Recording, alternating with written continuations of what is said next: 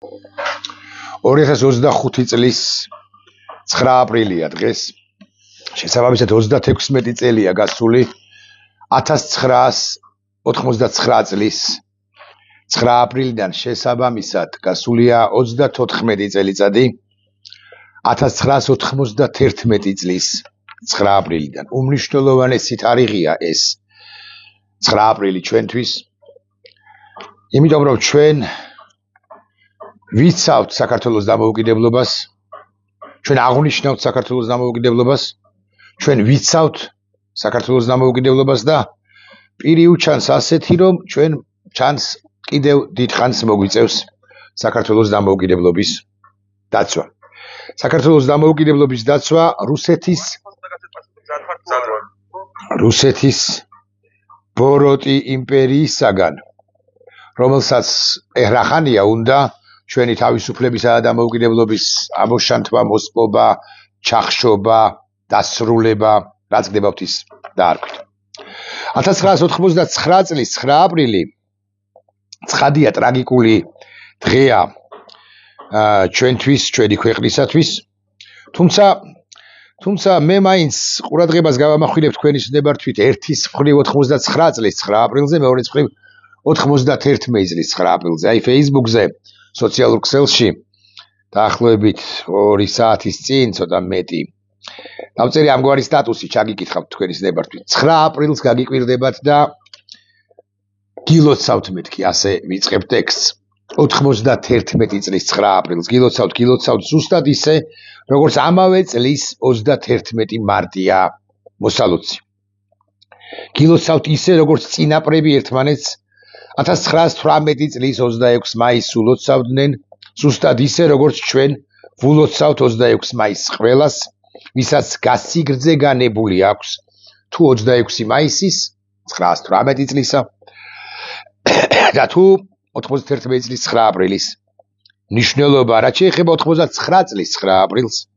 ცხადზე ცხადია, რომ ის მოსალოცი თარიღი არაა, მაგრამ 2 წლის თავზე 91-ში თითქოს შეიკრა წრე, ისტორიის ერთი თავი დაიხურა 25 თებერვლიდან დაწყებული ბრძოლა ჩვენი გამარჯვებით დასრულდა. დიახ, იმ ბრძოლაში 25 თებერვლიდან ვიდრე 91 წლის 9 აპრილამდე ჩვენ მსხვერპლი გავიღეთ. 99 წლის 9 აპრილი ყველაზე მასშტაბური და უფრო ღირებული იყო, მსხვერპლი იყო და მიტევებასაც არ ვთხოვ უკვდავ სულთა ოჯახის წევრებს და ახლობლებს, თქვენს შვილებს ერგოთ პატივი ყოფილიყდნენ. უცნაური სიტყვა მოვიფიქრე აქ, შევაერთე პირველ საფუძველნი დამოუკიდებლობისა და მე უკვე ვაგრძელებ დიდება საქართველოს მეთქი.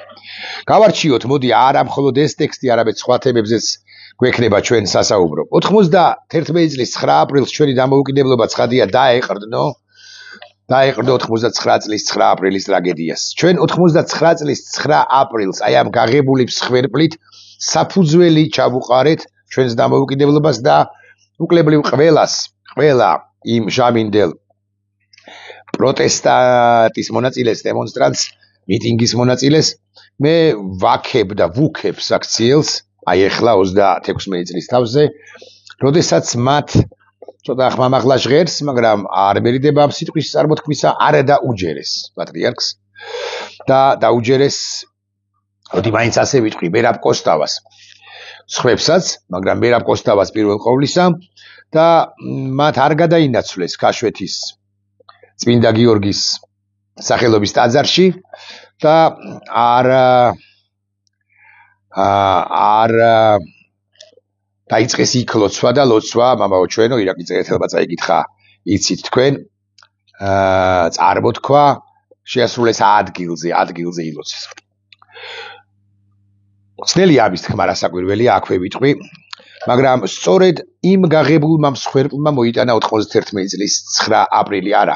91 წლის მიწურულს საბჭოთა კავშირი კი დაინგრეოდა, მაგრამ იმხანად 99 წლის აპრილის დღეებში არავინ იცოდა, ვერავინ ვერ განჭვრეტდა, რომ 2 წელიწად ნახევრის თვლად ზუსტი რო ვიყო, თავზე საბჭოთა კავშირი დაინგრეოდა და ხონჩით მოგვართმევდნენ დამოუკიდებლობას. ასე დამოუკიდებლობა მიართვეს საბჭოთა კავშირის ყოფილი საბჭოთა კავშირის ცალკეულ რესპუბლიკებს შესაბამისად მათთვის დამოუკიდებლობის დაცვა ახლა ცხადია მნიშვნელოვანია არავის არ ვაკნინებ, მაგრამ გაცილების მნიშვნელოვანია ჩვენთვის ქართველებისათვის და არა მხოლოდ ქართველებისათვის, ვინც თავისუფლება მოიპოვა, ვინც თავისუფლება გამოსტაცა რუსეთის საბჭოთა იმპერიას. 91 წლის 9 აპრილს ვიარ გამსახურდია, როცა წარმოთქვა ის ისტორიული სიტყვები. მან თქვა, რომ დაღუპულთა სულები დაგვსქერიან ჩვენო და ხარობენ ზეციურ საქართველოში. ეხლა ჩვენ არც ითმა ჩვენგან არ ვიცით ზეციური საქართველო არსებობს თუ არ არსებობს. და ბევრი ჩვენგანი, კი არა, ბევრი თქვენგანი შემეწინააღმდეგება. მაგრამ ეს ხო რაღაცა სიმბოლური აქტი იყო, სწორედ 9 აპრილს გამოცხადება 31 მარტის რეფერენდუმს დაეხნო, როცა ჩვენ მართლაც ერთიანნი ვიყავით. ბედნიერები არიან ის ოჯახები, ასე ვიტყვი, ვისი შვილებიც, ოჯახის წევრებიც შეეწირდნენ ამ ქვეყანას. ასეთი ხმამაღლა ჟღერს და ცოტა რთული სათქმელია, მაგრამ ასეთი პატივი არ რგებია 99-ზე მეტ პროცენტს, 99%-სა და კიდევ რაღაც ბევრ 1000%-ს ქართული საზოგადოებისა ამ მოუკიდებლობის აღდგენის დღიდან. ასეთივე პატივით უნდა ვახსენოთ ცხადია უკვე შემდგომ ტერიტორიული მთლიანობისათვისა და საქართველოსთვის დაღუპულები 90-იანი წლების დასაწყისში შუა პერიოდში ცალკეული პირები, რომლებიც რუსეთმა მოკლა, პირები, რომლებიც იბრძოდნენ საქართველოს დამოუკიდებლობისათვის, ასე მაგალითად ტატუნაშვილი, ცალკეულ პირებში გავიყვანოთ, ასე მაგალითად თამაზ გინტური, ასე მაგალითად სხვები, შემიძლია გავიხსენოთ, ცხადია 2008 წლის გმირების 4-2-ია უნდა გავიხსენო, ცხადია ბევრი ის პირი, ვინც იბრძოდა საქართველოს თავისუფლებისათვის, საერთაშორისო მისიებისში დაღუპულების ცხადია უნდა გავიხსენოთ და ასევე უნდა გავიხსენოთ, რომ არ დამავიწყდეს და ცხადია პატივი და დიდება მათ საქართველოს ჯარისკაცები, რომლებიც ახლაც აი ამ წამებში იბრძვიან საქართველოსთვის მათ შორის და ალბათ პირველ ყოვლისა საქართველოსთვის იბრძვიან უკრაინაში. ეს ჩემი ვიდეო ბლოგი ცხადია არის მოსალოცი ვიდეო ბლოგი. კვლავ ვიმეორებ, რომ ოჯახები, რომელთა შვილებიც შეეწირნენ ამ ქვეყანას, არიან ბედნიერნი და თაობები უკვე შემდგომ 10 წლეულების, 100 წლეულების შემდგომ გაიხსენებენ ამ ადამიანებს. იტყვიან, რომ აი მათ მოგვაპოვებინეს ჩვენ დამოუკიდებლობა. მაგრამ ახლა სხვა რამეზე გავამახვილებ თქვენის ყურადღებით, თქვენის ნებართვით ყურადღებას და კერძოდ გავამახვილებ ყურადღებას საქართველოს მთავრობის თავმჯდომარის ტექსტზე და ვიკითხავ ასე, არიან თუ არა ესენი რუსები, არა არიან, ეს ცხადია, მაგრამ მაინც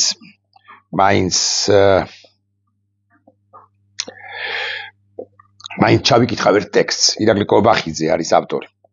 პრემიერ-მინისტრად მომუშავე რუსი, ქართულგვარიანი რუსი. 9 აპრილი არის დღე, როდესაც უცხოურმა ძალამ განახორციელა ძალადობა ჩვენი მოქალაქეების წინააღმდეგ. ამავდროულად 9 აპრილი არის დღე, რომელმაც გააერთიანა საქართველო. უკვე შემდგომ აბზაცში დღეს 9 აპრილს ტრაგედიიდან 36 წლის თავზე კვლავაც უცხოური ძალა ძალადობს რუსთაველის გამზირზე. თქვენ ცოტა ალაოდ ხო არ ახართ. რუსთაველის გამზირზე დღეს დგანან მემკვიდრეები იმ მოქალაქეებისა, რომლებიც 99 წლის 9 აპრილს ან 91 წლის 9 აპრილს იყვნენ ქუჩაში. ხოლო თქვენ არ ხართ მემკვიდრეები სწორედაც რომ მტრები ხართ იმ იდეალებისა, რომლებიც ჰქონდა ქართულ საზოგადოებას და აქვს ქართულ საზოგადოებას, ეხლა ხანია უკვე 10-ული წლებია და განსაკუთრებით თქვათ გასული საუკუნის 80-იანი წლების მიწურულიდან 90-იანი წლების დასაწყისიდან, როცა ჩვენ ვიდექით სადარაჯოზე. ეხლა უყურეთ, ამბავიც ეს არის, რომ ბატონი კობახიძეს რუსი, ქართულგვარიანი რუსი ამბობს, რომ უცხოური ძალა ძალადობს რუსთაველის გამზირზე. ანუ მე, კარგი, დავანებოთ ირაკლი ტაბლიაშვილს თავი, აი ეს ახალგაზრდები, რომლებიც არიან რუსთაველის გამზირზე და ყოველდღე მღერიან, ყოველდღე ფოთოლსაც არ აგდებენ, ყოველდღე იცავენ საქართველოს, ყოველდღე ხვირიან, რომ საქართველო უნდა იყოს დამოუკიდებელი და რუსეთისაგან თავისუფალი, რომლებიც ებრძვიან კობახიძეს და მის ბანდას, ივანიშვილს და მის ბანდას, წარმოიდგინეთ თქვენ, აი ამ როდიონოვის იდეურმა ფოფხაძეენ უგზარის იდეურმა მემკვიდრემ, გამაგრძელებელმა ხაზისა, მოიხსენია რუსთაველის გამზირზე ყოფ უცხოურ ძალად, რომელიც ებრძვის საქართველოს. ამ განცხადების მეორე და უფრო ტრაგიკული ამბავი არის ის, უფრო აღსანიშნავი და ტრაგიკული ამბავი არის ის, რომ ირაკლი კობახიძე რუსი ვერ ბედავს და რუსულ საოკუპაციო ძალას, რომელიც 1989 წელს დაუპირისპირდა ქართულ საზოგადოებას, მოიხსენიებს უბრალო უცხოურ ძალად და არ ახსენებს არც ოკუპაციას, არც რუსეთს, არც საოკუპაციო ჯარს, ამბობს, რომ ძალადობა განახორციელესო, ადამიანები მოკლეს, აჩეხეს და ამ უბრალო სიტყვით შემოიფარგლება პრემიერად წოდებული ბანდიტი. ცხადზე ცხადია, რომ ბატონ კობახიძეს ეს უშუალოდ არ დაუწერია. და მეცაც გეტყვით, კი ივანიშვილთან გადათანხმებული იყო ამ და სხვა განცხადებების ტექსტი, მაგრამ არც ივანიშვილი არ არის პირველ ავტორი ამ და ამგვარი ტექსტებისა. ეს ყველაფერი იქნება FSB-ში. ეს ინსტრუქციები, ეს ტექსტები chat GPT-ში თარგმნილი რუსულიდან ქართულად დარწმუნებული ვარ. იქნება მოსკოვში, ლუბიანკაზე, კრემლში, იქ თანხმდება შესაბამის კურატორებთან, ეგზავნებათ ამათ ეს ინსტრუქციები თუ ეს ტექსტი და ისინი ვალდებულნი არიან, სწორედ აი ამ შინაარსს ერთი წერტილმძიმის, ერთი ძახილის, ერთი სასვენი ნიშნის შესწორების გარეშე, ჩამატების გარეშე ეს სიტყვა სიტყვით დააკოპირონ და გამოაქვეყნო. წინააღმდეგ შემთხვევაში მე არ მესმის, რას ნიშნავს უცხოურმა ძალამ განახორციელა ძალადობა და რატო არ არის სახელოდებული ეს რუსული, ეს უცხოური ძალა, რატო არ არის ხსენებული, რომ რუსეთმა განახორციელა, საბჭოთა რუსეთის საოკუპაციო ძალამ, ჯარმა, სპეცრაზმა აჩეხა თავისუფლების მოყვარე ქართული საზოგადოების წარმომადგენლები, შვილები და მე უკვე თუ პარალელურად იქ მომწამლავი ნივთიერებაც გაუშვა და ამის შედეგადაც ისი თქვენ დაზიანდა, დაზარალდა არაერთი მოქალაქე, ეს იცის ყველა. მაგრამ როდესაც FSB-ზე ხარ დამოკიდებული, როცა FSB არის შენი პატრონი, ბატონი, კურატორი, უფროსი თუ ასე შემდეგ, ბუნებრივია უკეთეს ტექსტს ვერც დაწერ და ეს არის კიდევ ერთი ნათელი დასტური, რომ ესენი არიან რუსები, ქართულგვარიანები, კი მართალია, მაგრამ მაინც რუსები. ირაკლი კობახიძეს არ ჩამორჩა, რაოდენ სამწუხაროც არ უნდა იყოს, ახლავე ჩავიკითხავ. ირაკლი კობახიძეს არ ჩამორჩა თავდაცვის მდივანი, მინისტრი. როდიში ვიდრე თავდაცვის მინისტრზე გადავალ, მანამდე ვიტყვი ვახსენებ ქალბატონ წილოსან ნინოს, რომელიც ამბობს, რომ ჩვენ გვემახსოვრებაო 9 აპრილს გარდაცვლილი ადამიანებიო, გარდაცვლილთა სულებიო. ქართულში რომ გიჭირთ ეს გასაგებია, გავიგე. მაგრამ ესეც არის რუსეთის კარდახით დაწერილი ტექსტი. FSB-ს მე არ მეგონა, რომ უშუალოდ ნინო ია წილოსანიც კი იქნებოდა გასული შესაბამის კურატორებზე, შესაძლოა არც არის, უბრალოდ მიუვიდათ რაღაც საერთო ჩატში და ქალბატონ წილოსანს ერგო პატივი კი არა როლი, რომ ასე მოეხსენიებინა ის დაღუპულები, რუსების მიერ აჩეხილები 99 წლის 9 აპრილს და გარდაცვლილები ეთქვა და არა დაეწერა და არა სხვა სიტყვა, ეხმარა სხვა სიტყვა. კი გითხარით საქართველოს მთავრობაზე, მაგრამ კიდევ ერთი ტრაგიკული ამბავი არის ის, რასაც ახლა მე ზუსტად ციტირებას მოვახდენ, რომ არ შემეშალოს, ეს არის გოდის ვიხდი? ეს არის თავდაცვის მინისტრი, თავდაცვის მინისტრი ირაკლი ჩიქოვანი, რომელიც წერს შემდეგს. ქეთს ვიხრიო 9 აპრილის მშვიდობიანი საპროტესტო აქციის დროს დაღუპული ჩვენი გმირების ხსოვნის წინაშე. 99 წლის 9 აპრილი საქართველოს უახლეს ისტორიაში ერთ-ერთი უმნიშვნელოვანესი თარიღია, რომელიც ჩვენი ერის თავგანწირვისა და სიმტკიცის მკაფიო მაგალითია. რას ნიშნავს საერთოდ ეს ქეთს ვიხრი, ვინმე მამიხსნას. ქეთის მოხრა რაღაც პაკლონიკი არ არის, მიუმართავ თავდაცვის დე ფაქტო მინისტრს.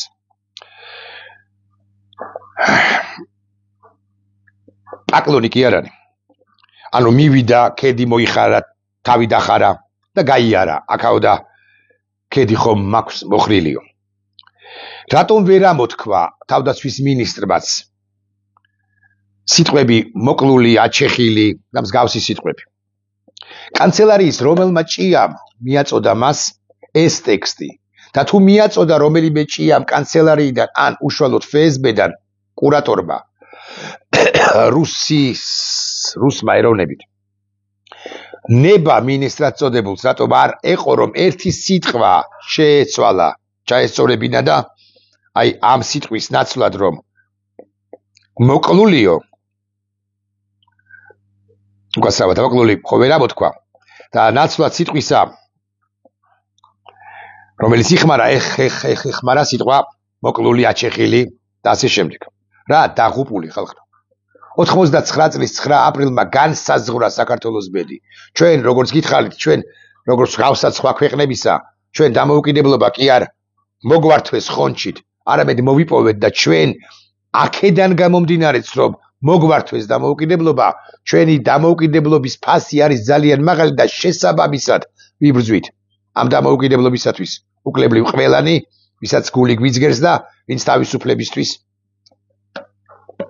იბრძვის და ვინც იღწვის თავისუფლებისათვის და ვისაც შეუძლია თავის გაწირვა თავისუფლებისა და ქვეყნისათვის. ახლა კიდევ ერთი დეტალი. ბატონი ჩიქოვანი ამ ტექსტში ჩავიკითხავ.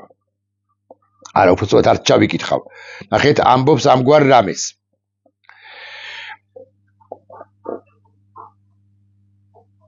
ხო, ჩავიკითხავ. სწორედ ასეთ სიმბოლურ დღეს ჩიქოვანის ტექსტია. ზუსტად 2 წლის შემდეგ 91 წლის 9 აპრილს შედგა საქართველოს სახელმწიფოებრივი დამოუკიდებლობის აღდგენის აქტი. მიღებული აქტი გამოხატავდა რეფერენდუმზე დაფიქსირებული ჩვენი ერის ერთსულოვან გადაწყვეტილებას, ამასთან იყო ჩვენი წინაპრების დაღუპული გმირების ბრძოლისა და თავდადების შედეგი. ფორმალურად ეს ყველაფერი სწორია. მაგრამ მე მაქვს აი ესეთი კითხვა. ნახეთ, ტექსტი არის ამგვარი. ერთსულოვან გადაწყვეტილებას გამოხატავდით ჩვენ 31 მარტსო და 9 აპრილსო და დამოუკიდებლობა. ეხლა მე კითხვა მაქვს. ერთსულოვნება ნიშნავს იმას, რომ ყველანი ვართ მრავალ ხორცს და ერთსულ. ასეც იყო, განა არა. მაგრამ ცალკეული გამონაკლისები მაინც არსებობდა და ეს ავსებით ბუნებრივია. მე მაქვს კითხვა, რომელიც ამ საზოგადოებაში არ დასმულა, თუმცა მე გაგიმხელთ და ვიტყვი არ დასმულა ხშირად. მე დამისვამს ეს კითხვა სხვებსაც, მაგრამ აი ხშირად ამ კითხვაზე ყურადღებას არ ამახვილებენ ცალკეული სპიკერები.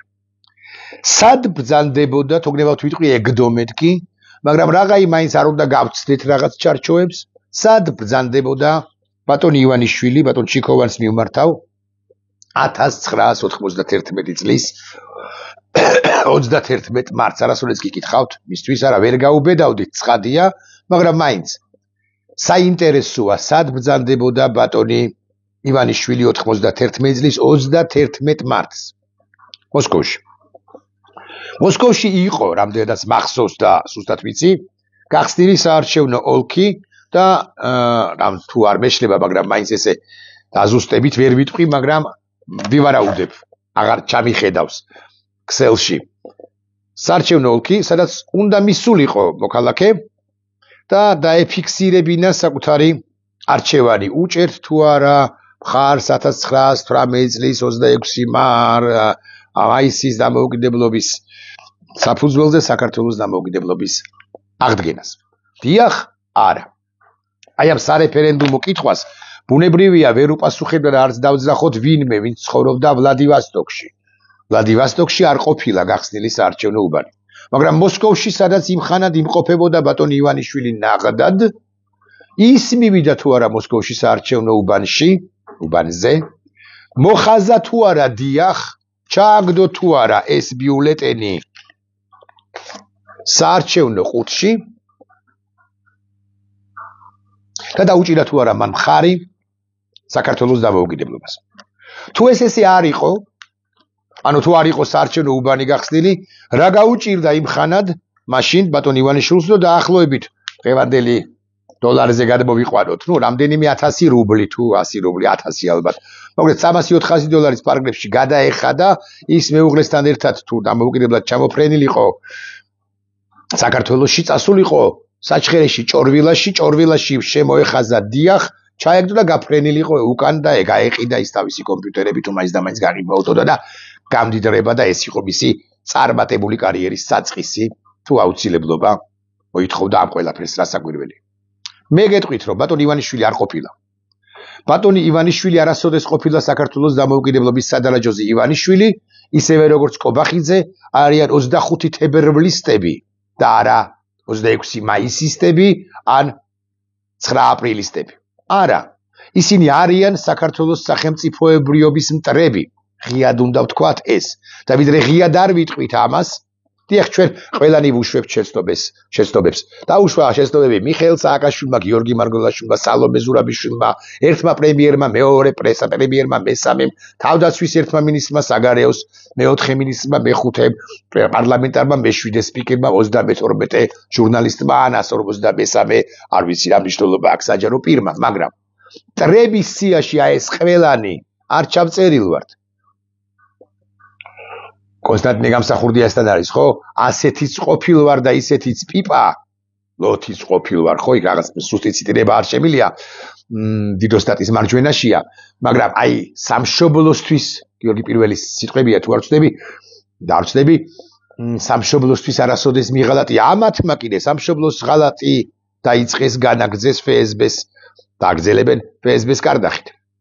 თუ არ არის ეს სამშობლოს ღალატი, მე მაქვს წინააღმდეგ შემთხვევაში მე მაქვს კითხვა მოდის ვიხდი რომ არ ჩაბოვარდეს ეხაჩები ჯამწერი აპარატი. მე მაქვს კითხვა, რამ დააწერინა ბატონ კობახიძეს ეს ყველაფერი, ან ბატონ ჩიკოვაც ეს ყველაფერი, ან სხვებს და სხვებს ეს ყველაფერი.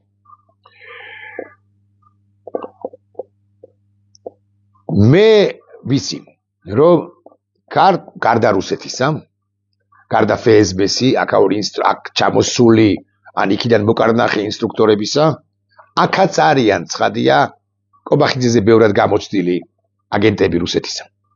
ასე მაგალითად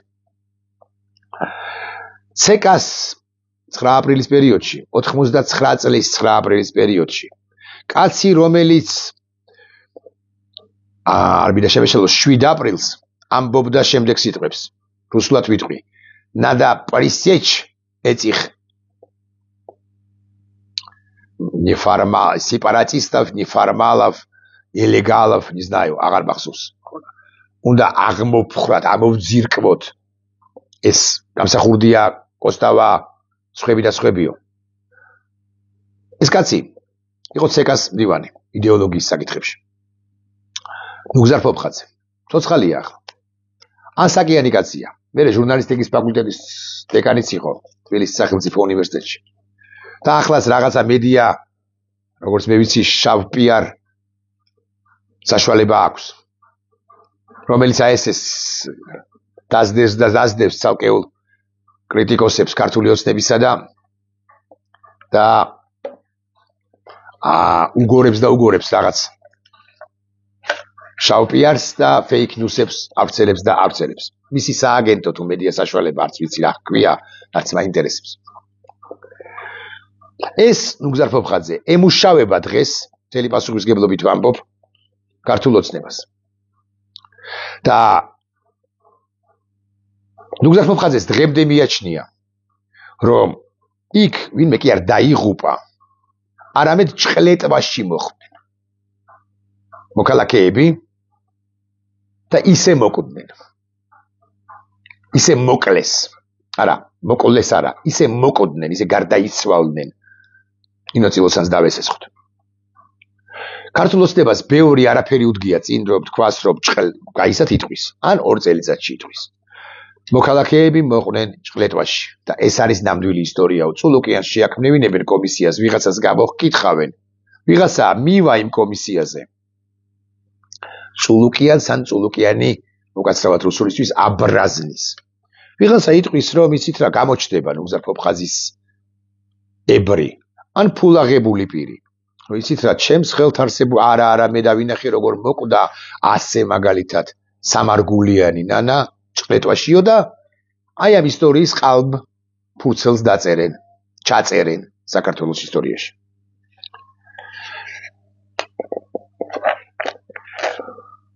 ახლა მე ვკითხულობ რა ვუყოთ ამათ. ვეფეროთ, გავუტაროთ, ოდენ Facebook-ზე გავაკრიტიკოთ და რა საკვირველია უნდა გავაკრიტიკოთ Facebook-ზე და არა მხოლოდ თუ ამ ყველაფერს უნდა როგორღაც მოვერიოთ, ეს ჩვენი ამგვარი პროტესტი სხვა გვარ პროტესტში გადავზარდოთ და ესენი უნდა დავამთავროთ. როგორ? ამ 4 თვის წინ მე ვიტყოდი რომ რასაკვირველია, არა, ერთი კვირის წინაც ვიტყოდი. რასაკვირველია უნდა დავამთავროთ კანონიერი გზებით, რასაკვირველია კანონიერი გზებით დავამთავროთ, მეგობრებო. აბა რა უნდა ვქნათ? კონსტიტუციური გამოყენებით, გზების გამოყენებით და ასე შემდეგ. მაგრამ ახლა სხვაგვარად ვიტყვი. ესენი უნდა დავამთავროთ. რადაც არ უნდა დაგვიჯდეს, იმიტომ რომ იცვლება მათ მიერ საქართველოს ისტორია, საქართველოს ისტორიის სამომავლო სახელმძღვანელო და თუ დღეს შემოპარებულია ეს სიტყვა, გარდაიცვალნენ, ხვალ ეს სიტყვა დამკვიდრდება, ზეგ ითქმება რომ ჭყლეტვაში არიან მოყოლილი 99 წლის 9 აპრილს რუსების მიერ აჩეხილი თავისუფლების მოყვარე საქართველოს თავისუფლების მოყვარე მოქალაქეებიო და ღმერთმა უწყის კიდევ რა სიტყვიან რა ფსკერს გახვრეტენ ქართულგვარიანი რუსები ბიზნე ივანიშვილის თავკაცობით. მე კი დავასრულებ ვიდეო ბლოგს მაინც ესე, მე გილოცავთ დამოუკიდებლობის აღდგენას. გაგიკვირდებათ და ეს მაინც მოსალოცი დღეა, მოსალოცი თარიღია. იმ მოქალაქეებს, რომლებიც შეეწირდნენ ამ ქვეყანას 9 აპრილს და არა მხოლოდ 9 აპრილს და იმ მოქალაქეების ოჯახებს, ვინც დღემდე გლოვობს საკუთარ გარდაცვლილებს, ქვეყნისთვის გარდაცვლილებს, ალბათ უნდა უთხრათ მინიმუმ 2 სიტყვა. პირველი გამაგრდით, მეორე მადლობა და მესამეც ალბათ თქვენ ბედნიერები ხართ, იმიტომ რომ ჩვენ ყველანი ვსრულდებით და დავსრულდებით პერსონალურად მოვკვდებით, ანუ მაგრამ აი თავისუფლებისთვის ვინც იბრძოდა, თავისუფლებას ვინც შეეწირა, ქვეყანას ვინც შეეწირა, მათი სახელი იქნება სამარადჯამო ბევრი ჩვენგანისაგან განსხვავებით. ნახვამდის.